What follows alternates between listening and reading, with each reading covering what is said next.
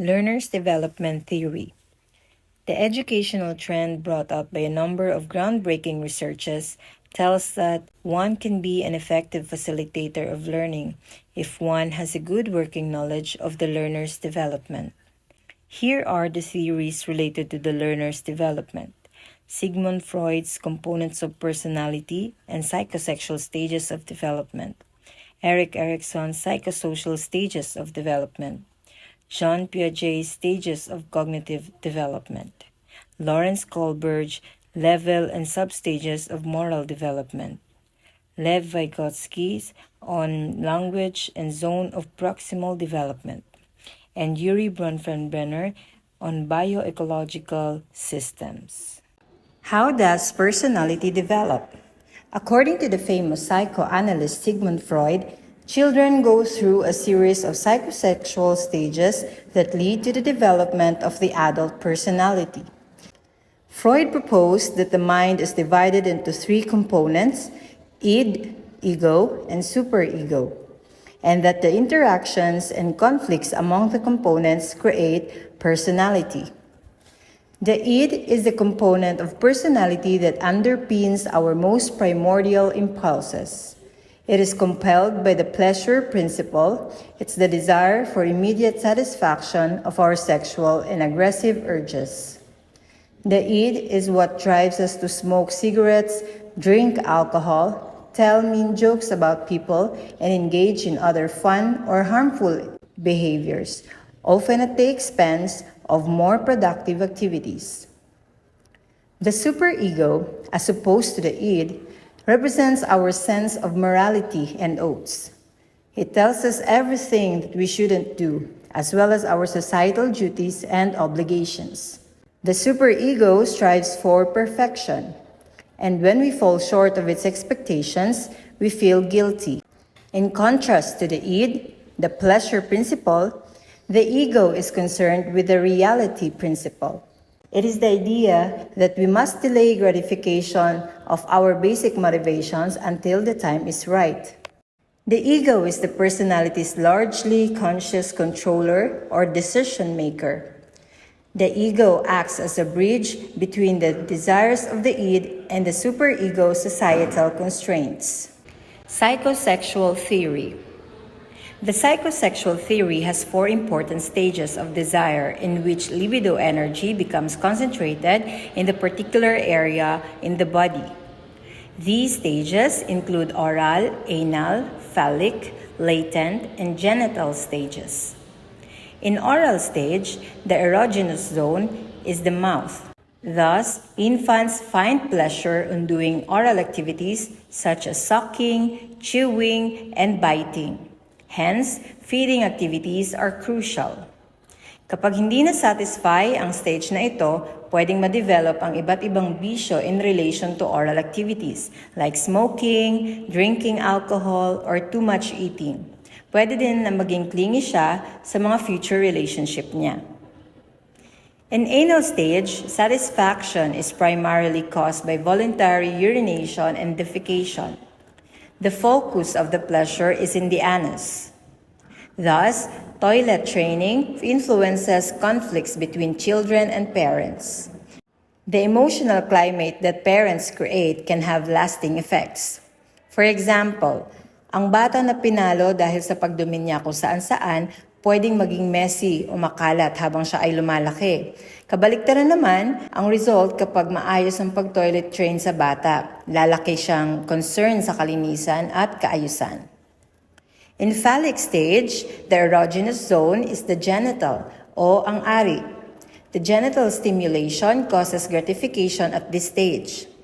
Children may develop incestuous desire or acts possessive towards opposite-sex parent.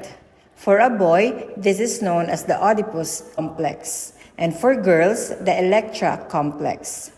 Ang conflict naman na na-encounter ng mga bata sa stage na to ay pwedeng makaapekto sa kanilang gender identity o moral standards as he grow. In latency stage, children are busy in their schoolworks. The traumas of phallic stage could be rechanneled. The ego and superego continue to develop. Sa stage na ito, abala ang mga bata sa mga problem-solving at iba't ibang activities sa school nila. Finally, in genital stage, puberty triggers the reawakening of sexual urges. Muli na namang ma-activate ang libido nila. Adolescents must now learn how to express these urges in socially acceptable ways. If development has been healthy, the mature sex instinct is satisfied by marriage and raising children. In this stage, the adult becomes capable of two signs of maturation: work and love. This theory emphasizes that a child needs to be well trained at these stages in order to develop a responsible person in future. Failure to resolve the libido or sexual urges at any stage results in future fixation. This theory teaches parents the importance of recognizing children's unconscious desire.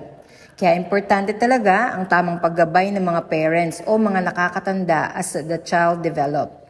One way to apply the Freudian theory in classrooms is through role-playing. This activity will boost their confidence eventually through constructive feedbacks from the teachers. The psychosocial theory.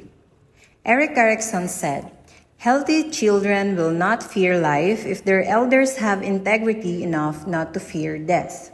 He believed in the impact of the significant others in the development of one's view of himself, life, and of the world.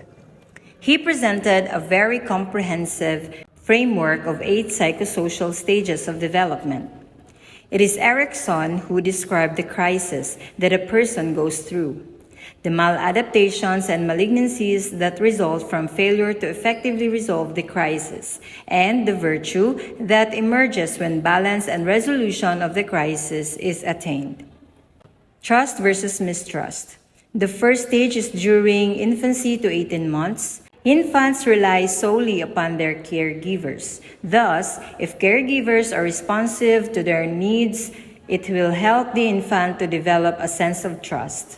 Apathetic caregivers who do not meet their baby's needs may cause the baby to develop feelings of fear and mistrust. The basic virtue developed is hope. Sa makatuwid, dapat matugunan ng mga magulang ang basic needs ni baby, like food, clothes, shelter, at iparamdam sa kanya na safe siya. Autonomy versus shame and doubt. The second stage occurs between the ages of 1.5 and 3 years. In this stage, feeding, toilet training, and changing clothes should be taught. If a child is allowed to develop at their own pace during this stage, they can acquire self-reliance and self-confidence. However, if parents are overprotective, the child may doubt their ability to control themselves and their world. The virtue developed when the crisis is resolved is will. This stage implies that parents should ensure their children develop a sense of personal control over personal skills. Initiative versus guilt. The third stage arises during the preschool stage, 3 to 5 years of age. Exploration and play are crucial activities for children at this stage to learn new things in life. A child can develop initiative through social interactions and by planning, playing, and other activities. If the child's pursuits fail or are criticized, feelings of self-doubt and guilt may arise.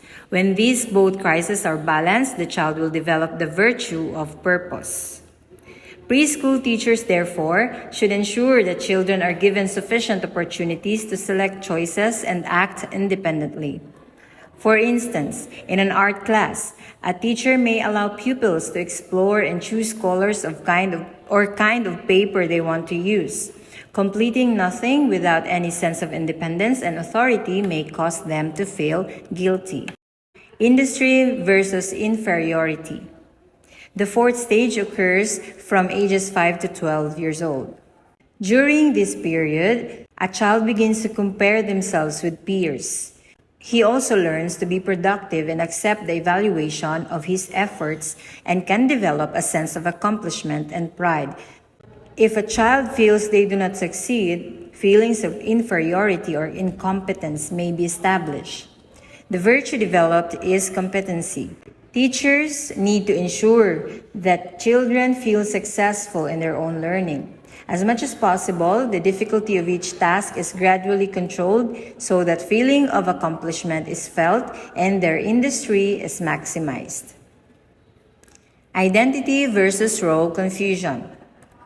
The fifth stage is marked by an adolescent identity crisis.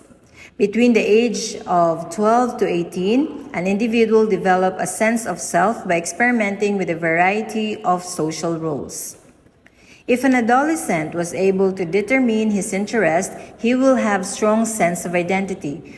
On the other hand, when pressured into an identity, they may experience role confusion and develop a weak sense of self.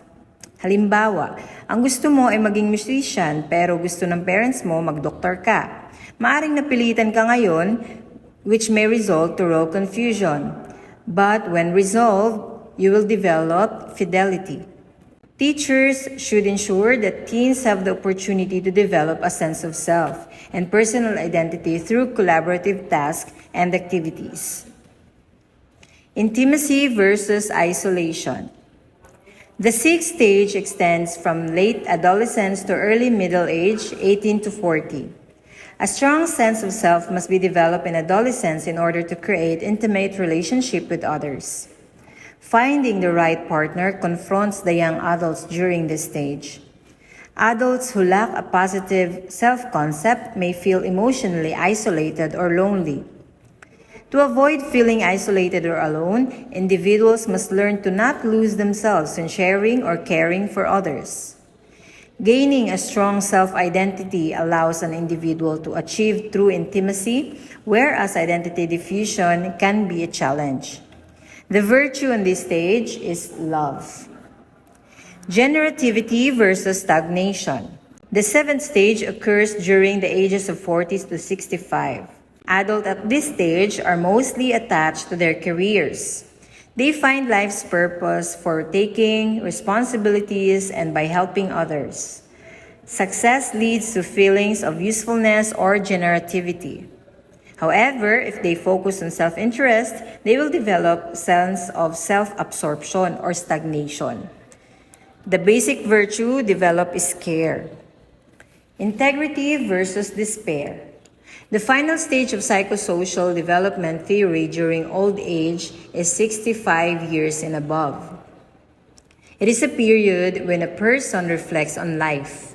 One can either develop a sense of integrity with their life or despair over missed opportunities and wasted time. But when resolved, they will develop wisdom. Cognitive development by John Piaget. To explain how cognitive development happens, Piaget introduced the concept of schema, assimilation, and accommodation. Schema is a person's way of organizing knowledge. It is viewed like the central processing unit of a computer. For example, is the 2-year-old boy who formed the concept of a dog he played very often as having a small furry body with 4 legs, a waggling tail, and barking ability. Next is adaptation. Piaget used the term adaptation to refer to the ability to adjust to a piece of new information or experience, making it possible for the person to cope with the change. If the person can adapt to every experience, learning happens. Going back to the boy, when he was introduced to a poodle, he called the same as dog.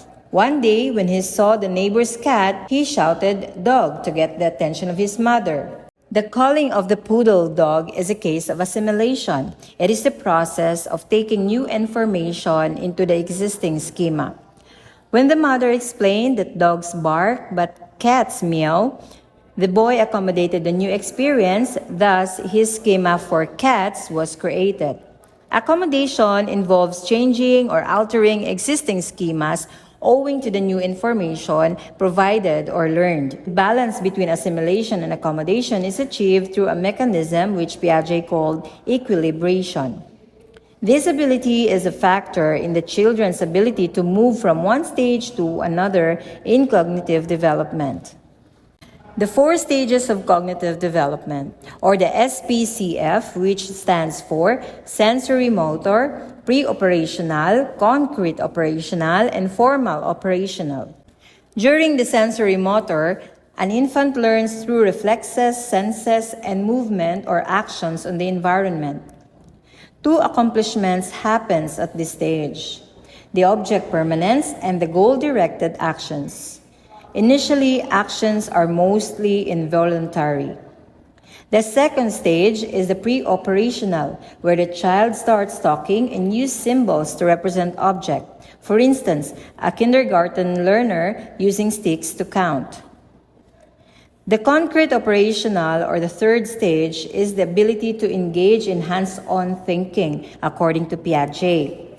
The child has developed reversible thinking, which involves conservation and decentration. When we talk about conservation, for example, it is having the ability to understand that the number of objects is the same, whatever its arrangement or appearance.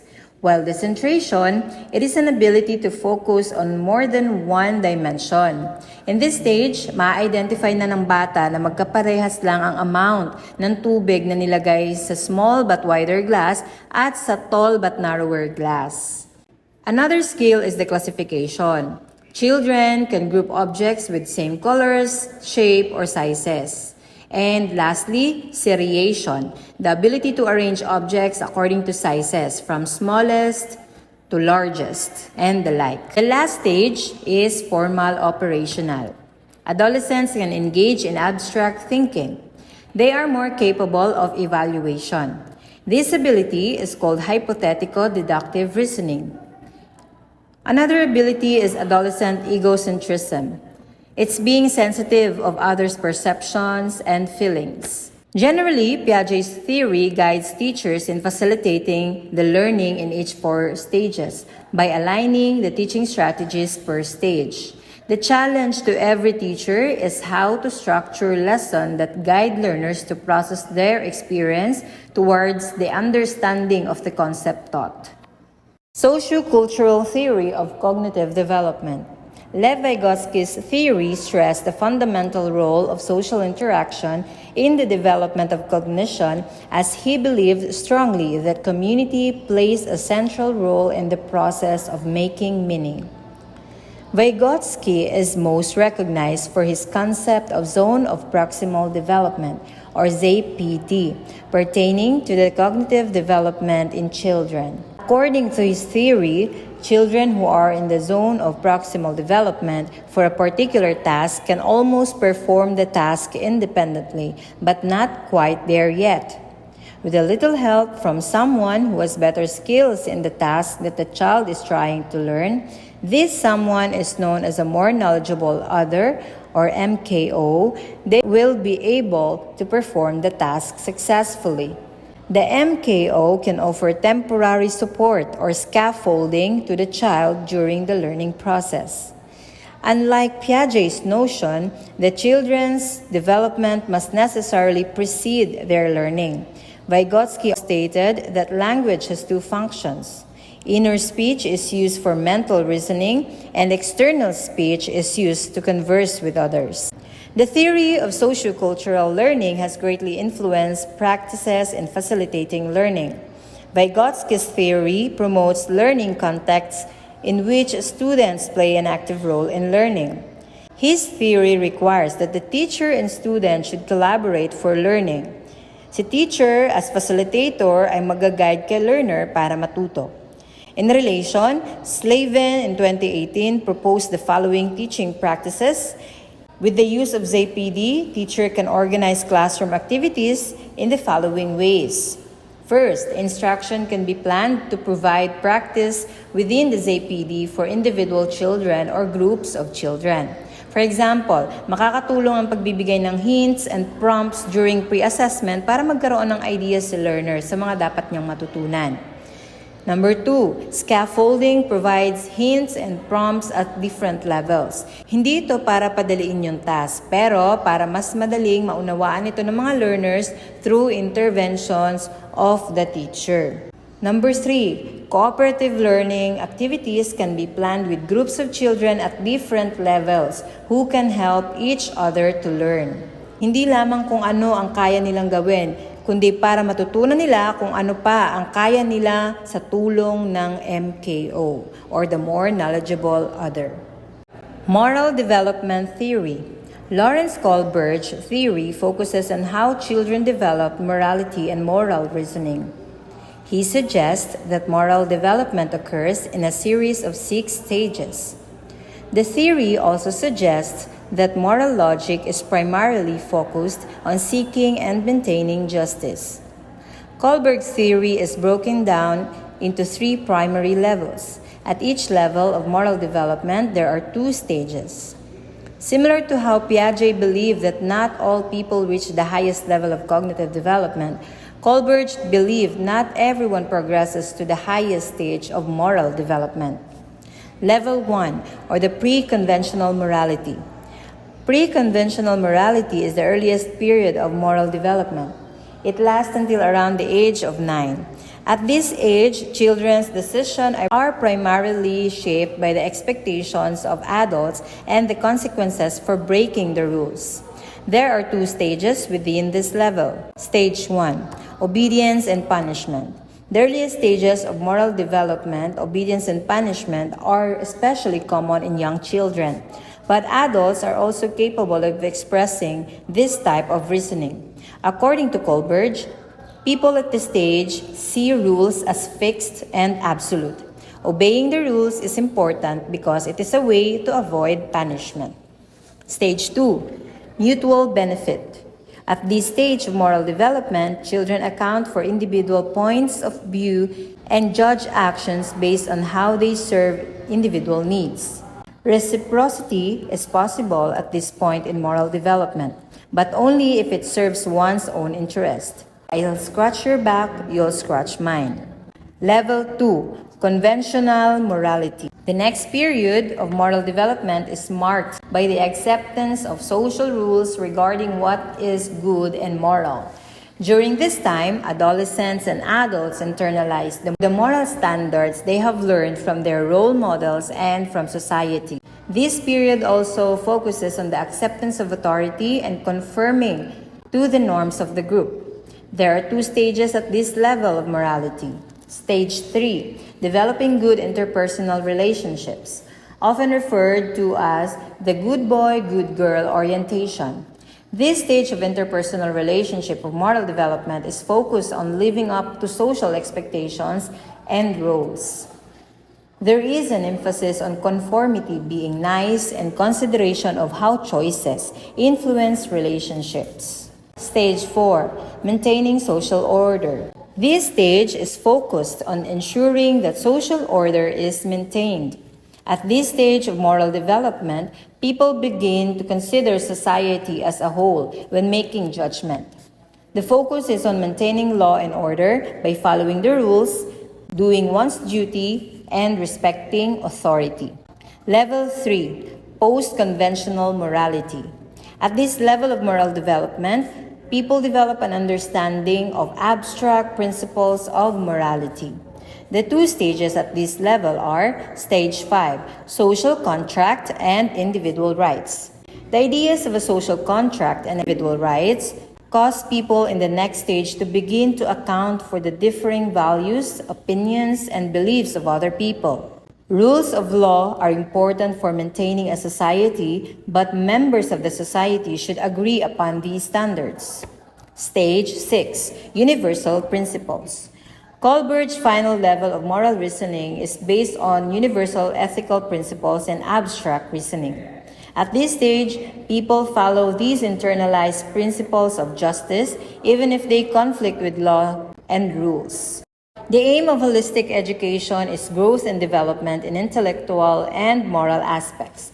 The ultimate objective of moral education is that of justice, the primary regard for the value and equality of all human beings, and reciprocity in human relations is known as the basic and universal standards.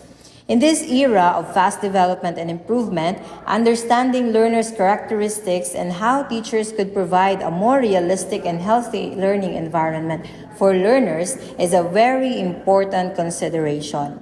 The education sector should become more empathic and sensitive to this advocacy for the sake of training the younger ones with ideals of integrity and identity building. Bronfenbrenner's ecological systems theory. Bronfenbrenner's ecological systems theory has implications for educational practice. To study a child's development, then, we must look not only at the child and her immediate environment, but also at the interaction of the larger environment as well. Bronfenbrenner divided the person's environment into the 5 different systems: the microsystem, the mesosystem, the exosystem, the macrosystem, and the chronosystem. Bronfenbrenner's perspective has some resemblance to the works of Albert Bandura's social learning theory and Lev Vygotsky's sociocultural theory, in which the environment is explicitly or implicitly considered as a crucial mechanism in development. The microsystem is the most influential level of the ecological systems theory. This is the most immediate environmental settings containing the developing child, such as family and school. The microsystem is the first level of Bronfenbrenner's theory and are the things that have direct contact with the child in their immediate environment, such as parents, siblings, teachers, and school peers. Relationships in a microsystem are bidirectional, meaning the child can be influenced by other people in their environment and is capable of changing the beliefs and actions of other people too. If a child has a strong nurturing relationship with their parents, this is said to have a positive effect on the child, whereas distant and unaffectionate parents will have negative effect on the child. The mesosystem. The mesosystem encompasses the interaction between the child microsystems, such as interaction between the child's parents and teachers, or between school peers and siblings. For instance, if a child's parents communicate with a child's teacher, this interaction may influence the child's development. Essentially, a mesosystem is a system of microsystems. According to the ecological systems theory, if the child's parents and teachers get along and have a good relationship, this should have positive effects on child's development compared to negative effects on development if the teachers and parents do not get along. The exosystem.